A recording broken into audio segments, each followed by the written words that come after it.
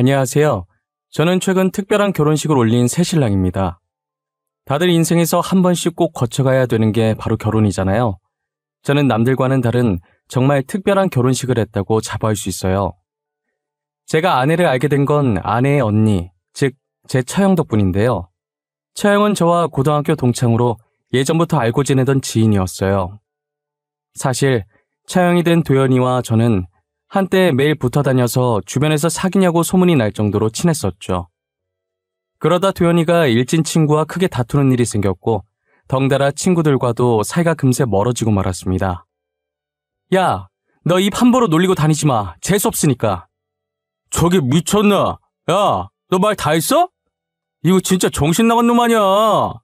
네 일도 아닌데 네가 왜 신경 쓰고 난리야? 그럼 죄 없는 친구 괴롭히는 게 정상인 거냐? 내가 애를 때리기로 했어. 뭘 했어? 나 아무것도 안 했어. 없는 말 지어내서 소문내고 다녀놓고 아무 말도 안 했다고? 너는 진짜 상종할 가치가 없다. 너네도 얘네랑 같이 다닐 거냐? 그래. 그럼 그렇게 하던지 말던지. 요즘 애들 말로 하면 일진이라고 하죠.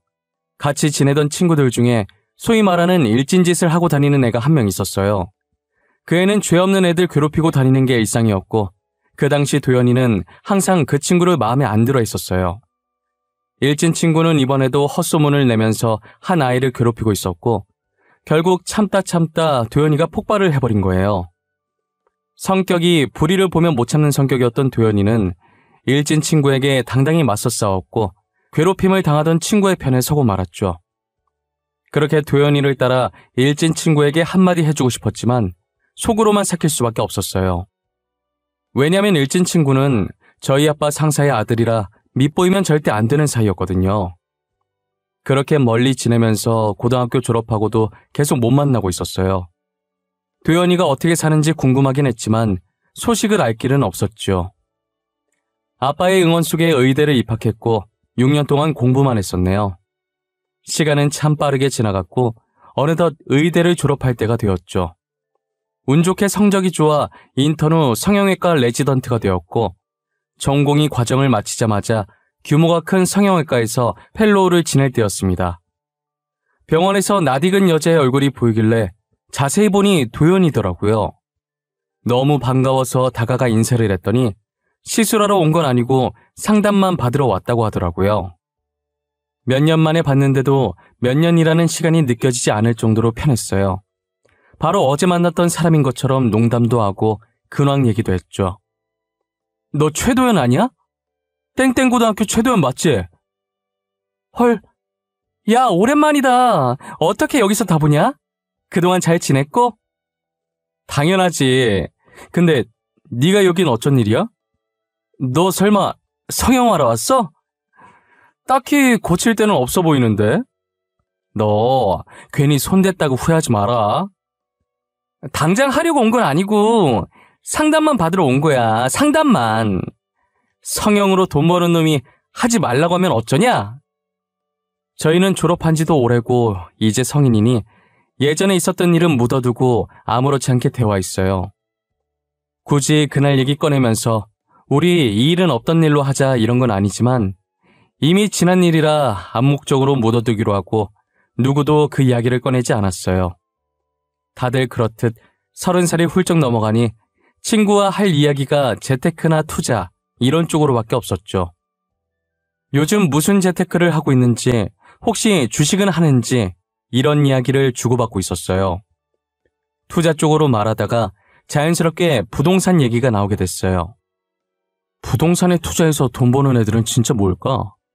어디서 정보를 배우는 거지? 나도 부동산 투자 해보고 싶은데. 야, 부동산 얘기 나와서 하는 말인데 너 혹시 부동산 계약권 있냐? 만약에 있으면 하지 마라. 그거 지금 안 하는 게 좋다. 저는 부동산 계약하지 말라는 도연이의 말에 놀랄 수밖에 없었어요.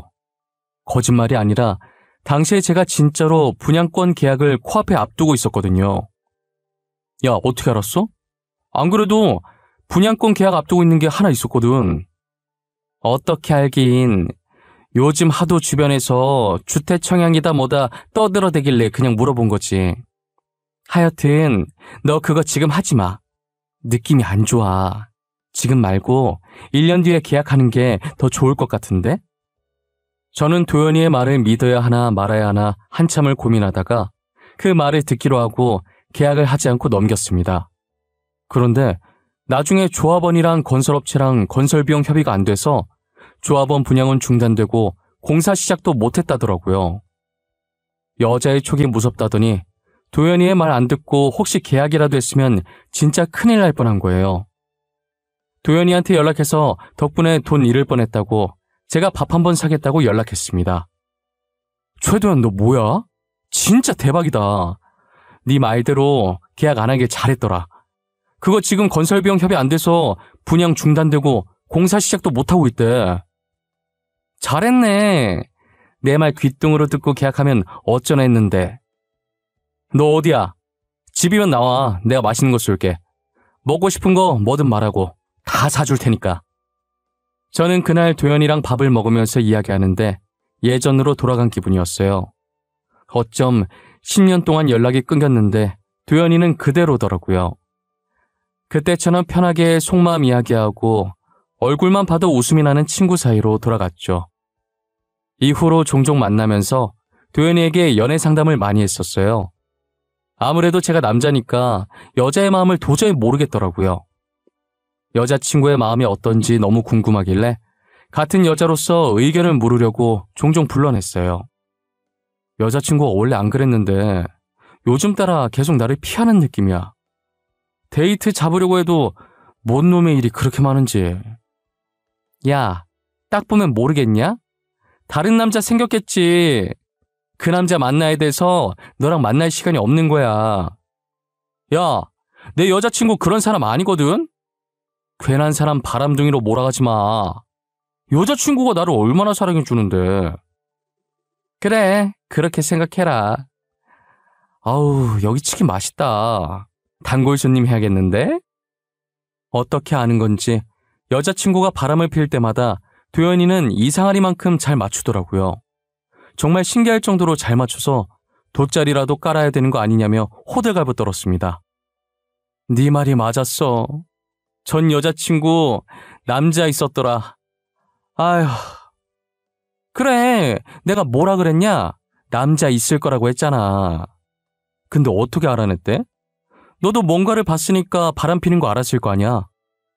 여자친구 화장실 간 사이에 전화 왔는데 여봉봉이라고 저장되어 있더라. 받아봤더니 웬 남자가 받더라고. 그래서 알았지 뭐. 여봉봉. 아직도 그런 애칭 쓰는 사람들이 있냐? 하긴 그건 개인 취향이니까 그럴 수도 있지. 근데 말이야, 너는 매번 내 여자친구가 바람피는 거 어떻게 그렇게 잘 알아? 그야, 너랑 대화하는 거나 너한테 하는 행동이 어떤지만 들어도 바람 피우는 거 단번에 알 수 있겠던데 그냥 네가 눈치가 없어서 모르는 거야. 아, 그런가? 근데 나는 왜 항상 이런 식일까? 나는 정말 잘해주는데 뭐 때문에 여자친구들이 바람을 피는 거지? 왠 줄 알아? 그건 네가 호구라서 그런 거야. 눈치는 더럽게 없지. 해달라는 거 다 해주지. 그러니까 바람을 피는 거라고. 어차피 바람 펴도 네가 호구라 모를 테니까. 연애란 정말 어렵다. 나도 이제 그런 사람 말고 정말 괜찮은 사람 만나고 싶어. 야, 내가 우리 동생 소개시켜줄까? 내 동생 진짜 괜찮아. 나랑 완전 반대야. 나는 좀 털털하고 그렇잖아. 우리 동생은 완전 여리여리해. 나 때문에 편견 갖고 보지 마라. 아, 됐어. 친구 동생을 어떻게 만나? 그냥 만나면 되는 거지. 어떻게 만나긴 뭘 어떻게 만나. 하여튼 너는 이래서 문제야. 사내 놈이. 저는 처음에 친구의 동생이라는 사실 때문에 만나기가 그렇더라고요. 조심해야 할 것도 많고 신경 써야 할 것도 많을 것 같아서 선뜻 소개를 받겠다는 말을 못했어요. 앞으로도 동생 소개해준다고 하면 안 받을 생각이었는데 그 뒤로 도연이가 저랑 만날 때마다 지금의 아내를 데리고 나와서 인사를 시켜주는 거예요. 안녕하세요. 동생 최서영입니다. 아, 안녕하세요. 저는 강지훈입니다. 언니가 잡은 약속인데 제가 이런 자리에 나와도 되는지 모르겠어요. 언니가 가자고 해서 오긴 했는데 눈치 없이 나온 건 아닌가 싶고. 아니에요, 괜찮아요. 잘 오셨어요. 너네 뭐냐? 진짜 어색해. 정말 가증스러워서 온몸에 소름이 다 끼친다. 강지훈, 최서영, 너네 평소처럼 행동해, 평소처럼. 이게 다 누구 때문인데 가증스럽대. 조용히 하고 뭐 먹을지나 정해. 지금의 처형이 되어버린 도연이는 진심으로 저와 자신의 동생을 엮어줄 생각이었던 것 같아요. 한동안 여동생을 계속 데리고 나오고 분위기를 풀어주려고 노력도 했어요. 그렇게 몇 번 만나면서 덕분에 아내와 자연스럽게 친해졌고 연인 사이가 되었어요. 제가 강남 성형외과 의사다 보니 가만히 있어도 주변에서 이쁜 여자들을 많이 소개시켜주더라고요. 거절을 잘하지 못하는 성격이라 식사 자리는 참석하는 편인데 다들 제 직업만 좋아했지 저에 대해서는 궁금해하지도 진심으로 저를 바라봐 주지도 않았어요. 오로지 월급, 집안 이런 것만 물어보더라고요.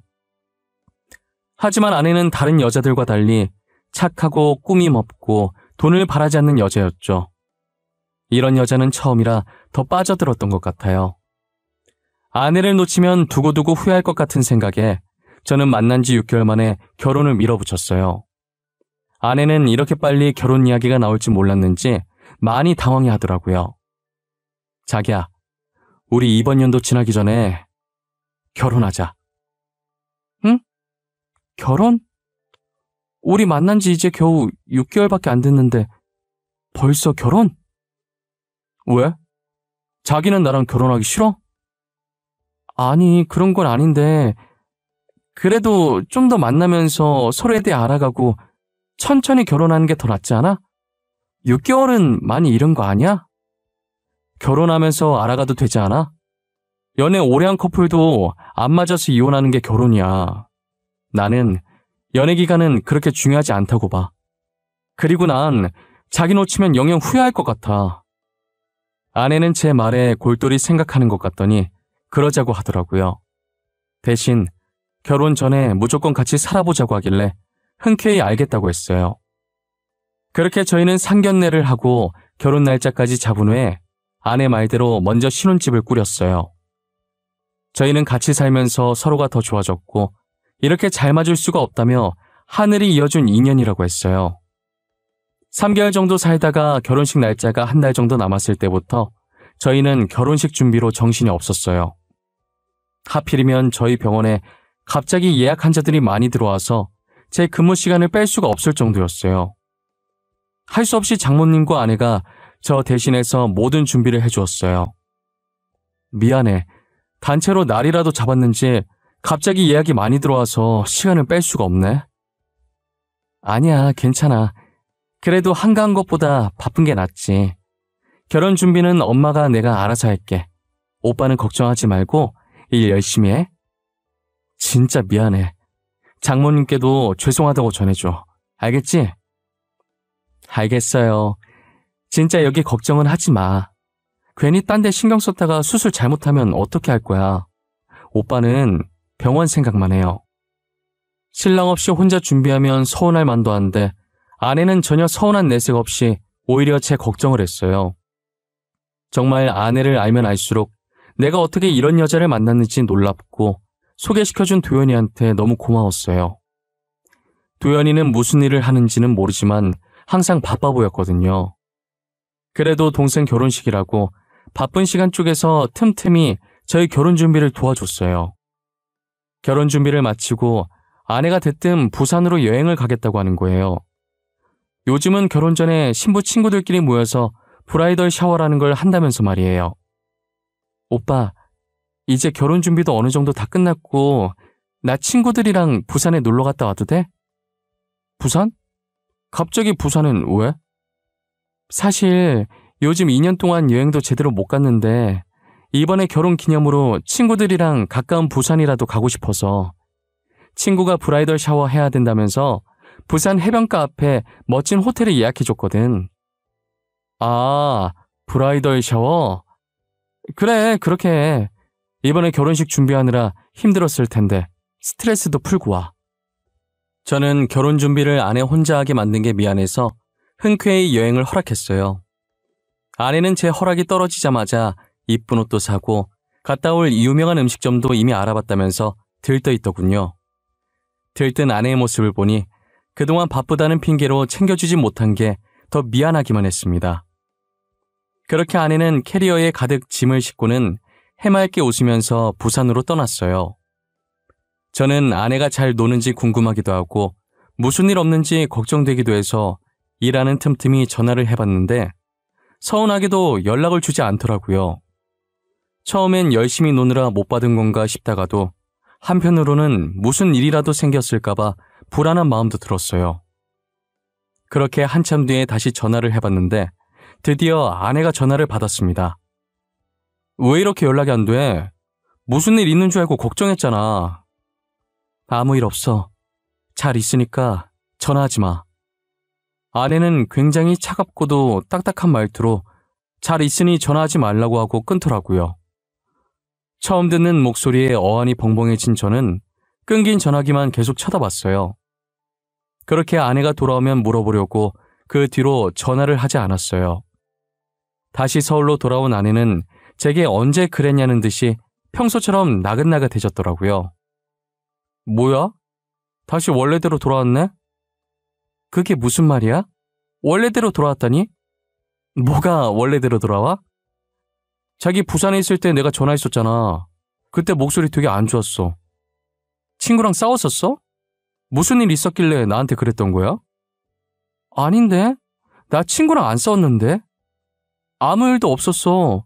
잘 놀다 왔는데 내가 언제 자기랑 통화했었지? 술 먹고 전화했나? 기억이 안 나네.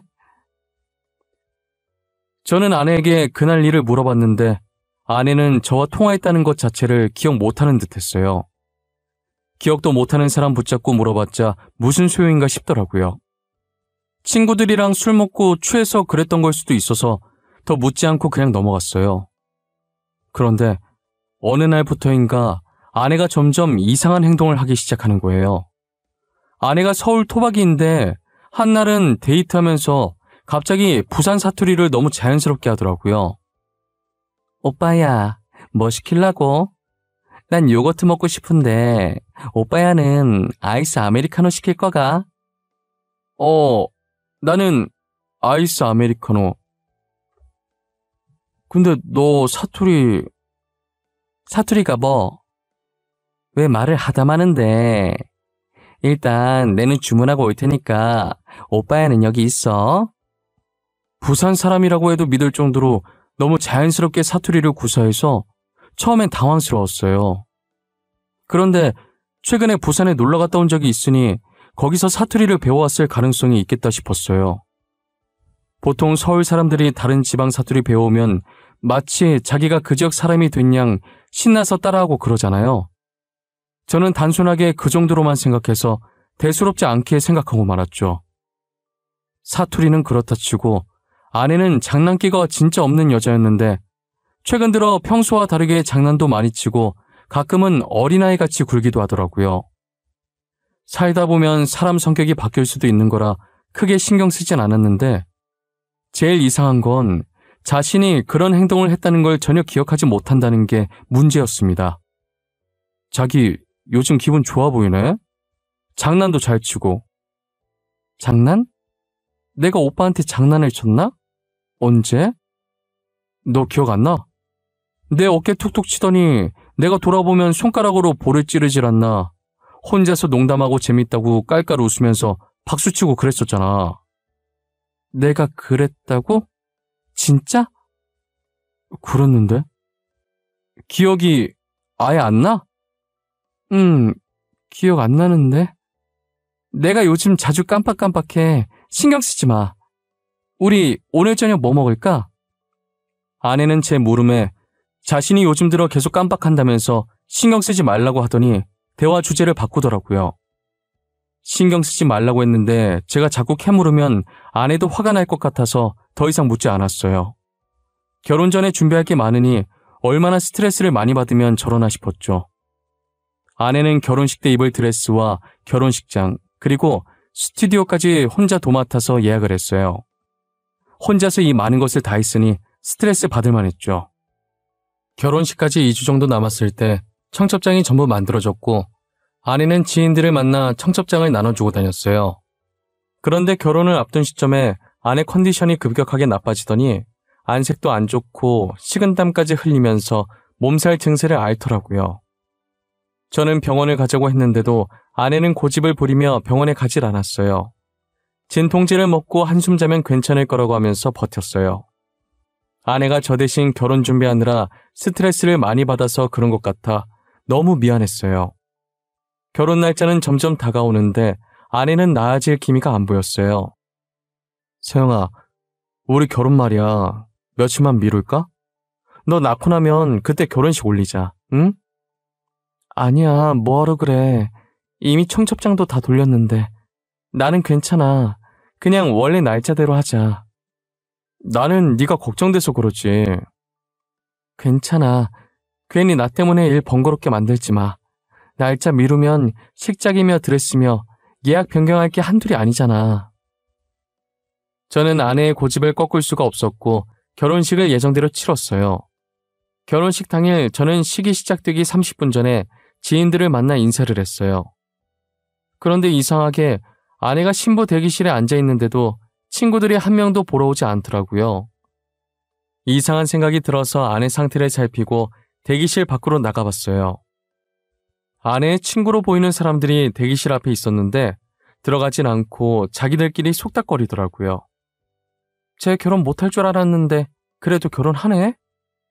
내 말이 심지어 남편 될 사람이 성형외과 의사라더라. 그것도 강남에 있는 성형외과. 나도 의사랑 결혼한다길래 신기해서 보러 왔다니까. 보통은 친구들이 들어가서 축하한다고 잘 살라고 덕담을 할 텐데 저렇게 자기들끼리 속닥거리는 게 정말 의아했어요. 표정을 보니 아내와 친한 것 같지 않아 보이는데 재미난 구경이라도 온 듯해 보였죠. 저는 얼핏 들리는 대화 내용에 얼굴을 찡그리며 그들을 쳐다봤어요.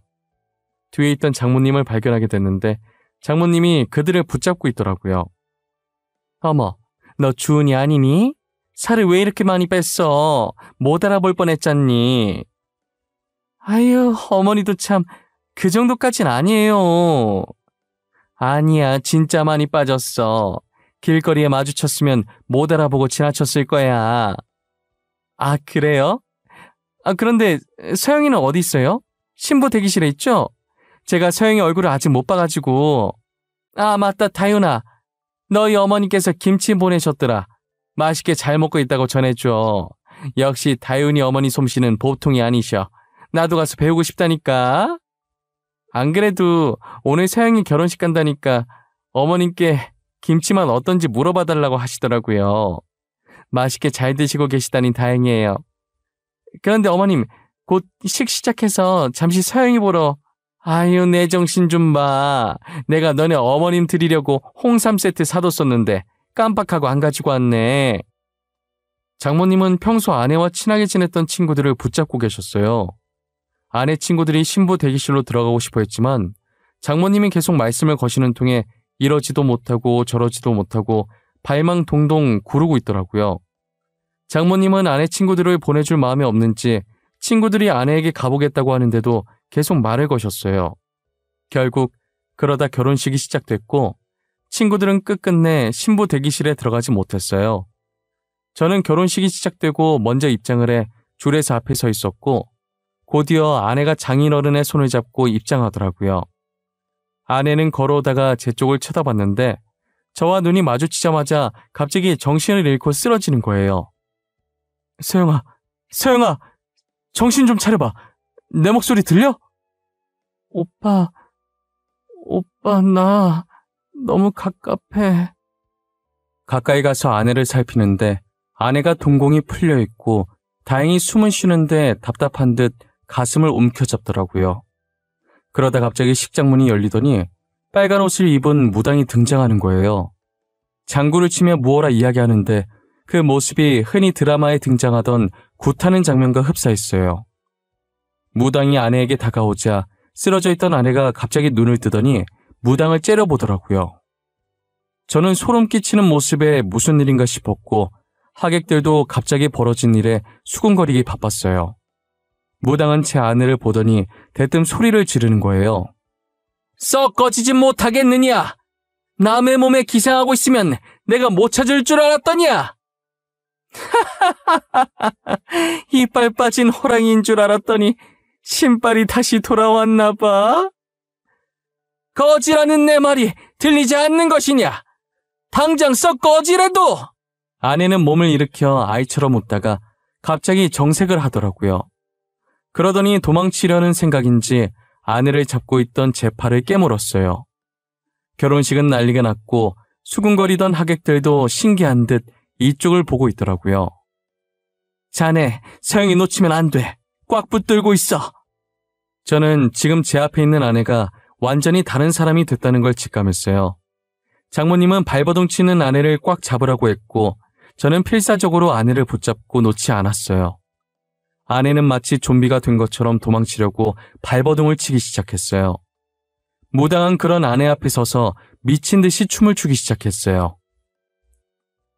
드라마에서나 이런 장면 숱하게 봤지 실제로 보게 될 줄은 꿈에도 몰랐어요. 이게 다 무슨 일인가 싶었고 일단 이 일을 수습해야 한다는 생각에 사태 파악할 정신이 하나도 없었어요. 무당이 춤을 2번 정도 추더니 아내가 픽하고 다시 쓰러지더라고요. 서영아 눈 좀 떠봐. 강서방, 내가 미안하네. 아내가 쓰러지자 장모님이 저한테 사과를 하길래 이 상황이 이해가 가질 않더라고요. 그래서 물었더니 장모님이 무당을 불렀더라고요. 저 무당 내가 부른 거야. 사실 우리 집안이 대대로 신기가 있었어. 한마디로 무당 집안인 거지. 서영이 할머니가 무당이었거든. 최근에 우리 서영이가 다른 사람처럼 굴지 않던가. 네, 그랬긴 한데 혹시 그게 신기랑 관련이 있는 건가요? 관련이 없진 않지. 다른 사람처럼 굴었던 건 서영이 몸에 잡기가 들어서서 그런 거야.